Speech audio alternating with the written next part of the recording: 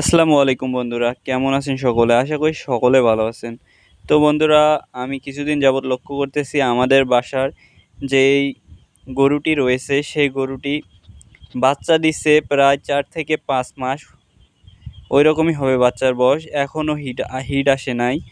আবার আরও একটি সমস্যা হয়েছে, জরায়ুটা বের হয়ে আসে। তো এই সমস্যাটা এর আগের বার বাছুর হয়েছিল, যে বড় গরুটা আমার ভিডিওতে দেখাইছিলাম ওইটার বাছুর ছিল, এই গরুটার বাছুর ছিল ওইটা। তো ওই বাছুরটা হওয়ার সময়ও এরকম বের হইতো, কিন্তু এতটা বের হইতো না। এখন কিছুদিন যাবৎ লক্ষ্য করতেছি যে প্রচুর পরিমাণে জরায়ুটা বের হয়ে আসতেছে। আগে অল্প একটু বের হইতো, কিন্তু এই সমস্যাটার কারণ যে কি সেটা আমি বুঝতে পারতেছি না। তো এই সমস্যার কারণ নিয়ে আরও একটা ভিডিও আসবে। তো এই ভিডিওতে দেখাবো যে আমার গরুর সমস্যাটা কী কী হয়েছে। মূলত দেখতে পারতেছেন যে জরায়ুটা কতটুকু বের হয়ে আসছে। আর হিট আসলে এটার আরও একটা সমস্যা হয়তো আছে আমার ধারণা, জরায়ুতে পুজ হয়েছে। এটা অনেক সময় হয়, যারা অনভিজ্ঞ ডাক্তার তাদেরকে দিয়ে গরুকে বিষ দিয়ে নিলে এই সমস্যাটি হয়ে থাকে।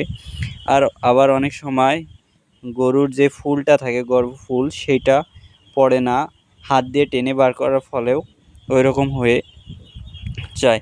আপনারা অবশ্যই জরায়ু বের হয়ে আসলে অবশ্যই আপনারা ডাক্তারের পরামর্শ নেবেন, কেননা এইটা বের হয়ে আসলে অনেক সময় ইনফেকশন হয়ে গরু মারা যেতে পারে। তো আমি খুব তাড়াতাড়ি চিকিৎসা দেব, কী চিকিৎসা দেব সেই ভিডিওটা আপনাদেরকে দেখাবো। দেখতে পারতেছেন ওখানে রক্ত, মানে মাছি পড়ছিল। মাছি পড়লেই তো সমস্যা। তো তো পটাশ পানি স্প্রে করে দিবেন জীবাণু মুক্ত রাখার জন্য। তো আমি আমার ঘর থেকে পটাশ মিশ্রিত পানি বোতল নিয়ে এসে স্প্রে করতেছি। স্প্রে করার আগে দেখলাম যে গরুটা উঠে গেছে।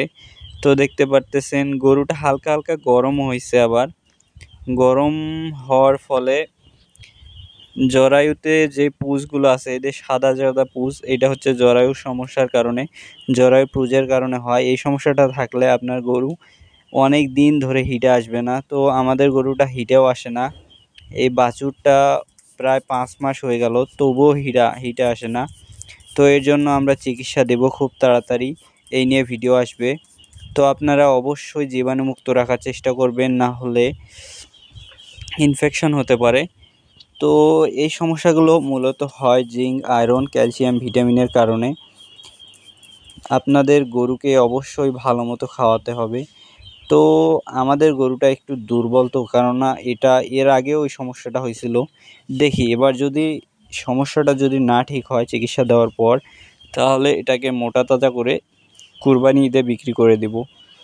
তো ভিডিওটা কেমন লাগলো? ভিডিওটা ভালো লাগলে অবশ্যই আমাদের চ্যানেলটিকে সাবস্ক্রাইব করবেন, কেননা এই ধরনের খামার অ্যান্ড গরু ফার্ম রিলেটিভ ভিডিও আমাদের চ্যানেলে আপলোড করে থাকি নিয়মিত। তো আপনারই উপকারে আসবে। তো চ্যানেলটি সাবস্ক্রাইব করে পাশে থাকবেন, দেখবেন যে গরুটা সুস্থ হয় কি না হয়।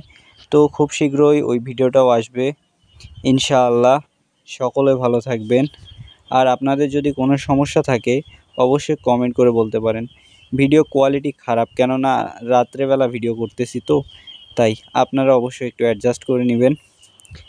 তো সকলে ভালো থাকবেন। আল্লাহ হাফেজ।